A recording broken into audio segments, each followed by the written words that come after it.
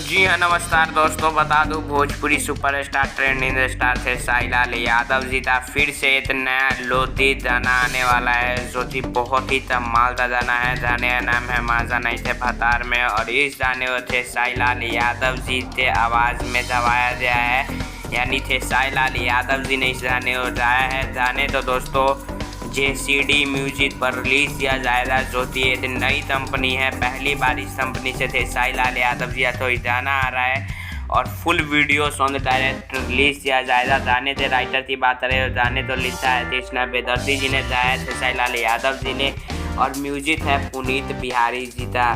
तो बहुत जल्द ये गाना आने वाला है। अभी इसका रिलीज डेट फाइनल नहीं हुआ है, और जैसे इसका रिलीज डेट आता है हम आपके साथ ज़रूर शेयर करेंगे। तो इसी तरह की साइलाल से जुड़ी अपडेट के लिए इस चैनल को सब्सक्राइब करके बेल आइकन ज़रूर दबा लीजिए, क्योंकि आप तो यूट्यूब से भोजपुरी इंडस्ट्री से रिलेटेड वीडियो इस चैनल पर मिलती रहती है। तो मैं मिलता हूँ नए वीडियो में।